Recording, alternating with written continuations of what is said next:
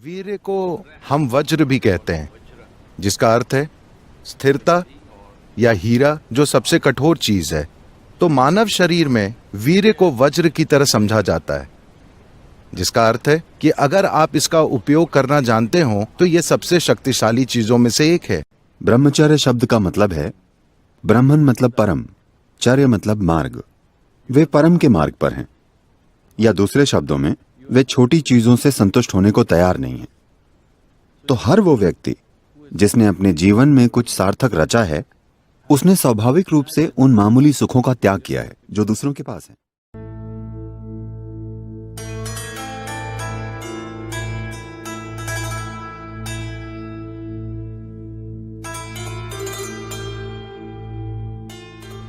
देखिए, आप जानते हैं कि आपकी शारीरिक मौजूदगी का आधार सीमन या वीर्य है। आप चाहे पुरुष हो या महिला, आपके शरीर को बनाने के लिए जिम्मेदार सामग्रियों का 50% ये है ना?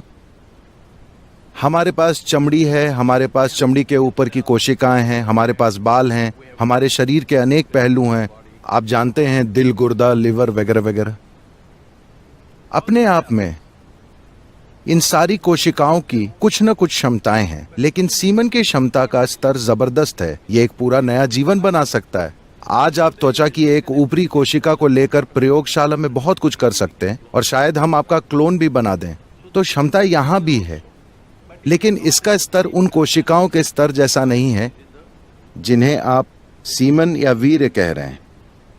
So in the yogic culture, this is called as virya. तो योग संस्कृति में हम इसे वीर्य कहते हैं। वीर्य को हम वज्र भी कहते हैं, जिसका अर्थ है स्थिरता या हीरा, जो सबसे कठोर चीज है। तो मानव शरीर में वीर्य को वज्र की तरह समझा जाता है, जिसका अर्थ है कि अगर आप इसका उपयोग करना जानते हो तो यह सबसे शक्तिशाली चीजों में से एक है। तो इसका उपयोग करने का मतलब यह है कि आप इसका उपयोग बच्चे पैदा करने के लिए कर सकते हैं। सवाल यह है कि कोई किस हद तक मजबूर होकर कुछ कर रहा है।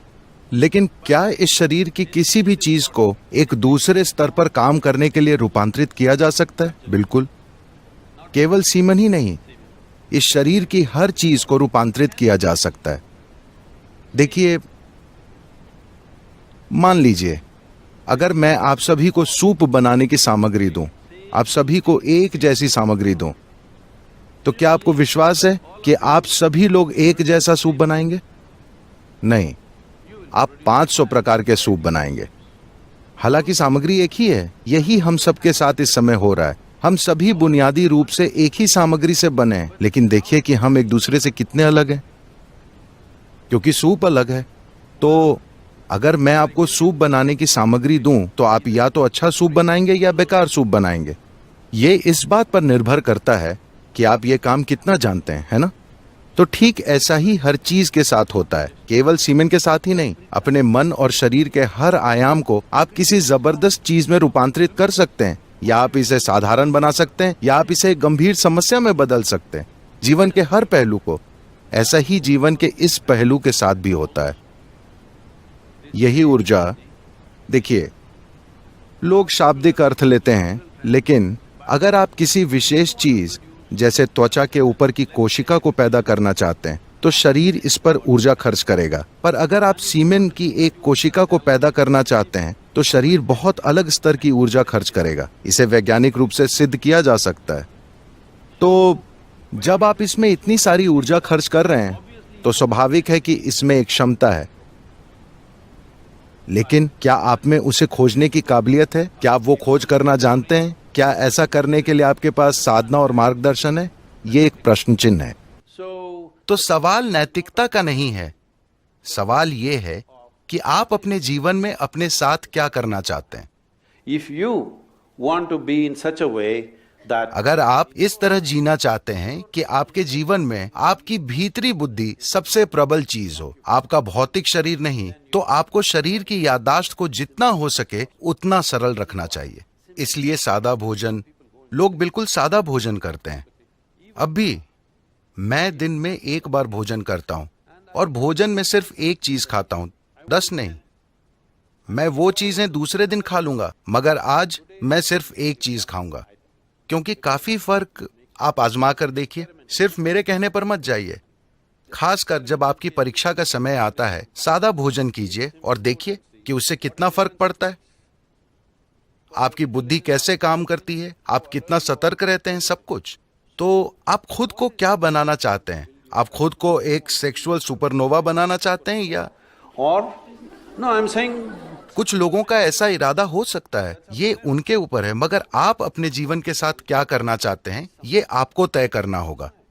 अगर आपने ये तय किया है तो ये बहुत महत्वपूर्ण है कि आप अनजाने में भारी मात्रा में यादें ना इकट्ठी करें, because this will lead to, क्योंकि बाद में आप देखेंगे कि आपके लिए शांत और खुश रहना बहुत मुश्किल होगा, चाहे कुछ भी अच्छा हो रहा हो, simply because they, क्योंकि शरीर में उलझन भरी यादें मौजूद हैं। जब इसी प्रकृति का कुछ और आता है तो शरीर में उलझन भरी उथल पुथल होने लगती है। शायद आपके दिमाग में यह ना आए, just physically, ये सिर्फ शारीरिक रूप से होता रहेगा।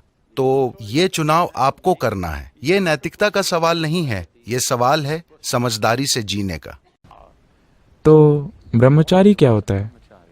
मेरा मतलब, हिंदू धर्म में हम मानते हैं कि ब्रह्मचर्य का मतलब त्याग करना होता है, और आप अक्सर कहते हैं इसका संबंध त्याग से नहीं है, ये बिना त्याग के कुछ पाना है। तो मुझे बताइए।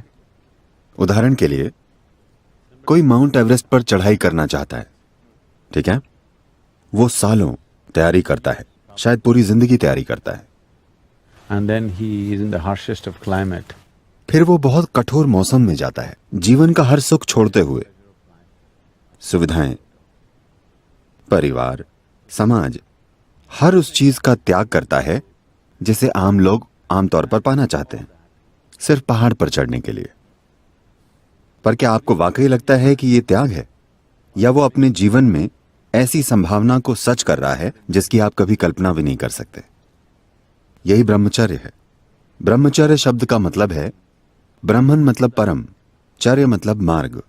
वे परम के मार्ग पर हैं, या दूसरे शब्दों में, वे छोटी चीजों से संतुष्ट होने को तैयार नहीं हैं।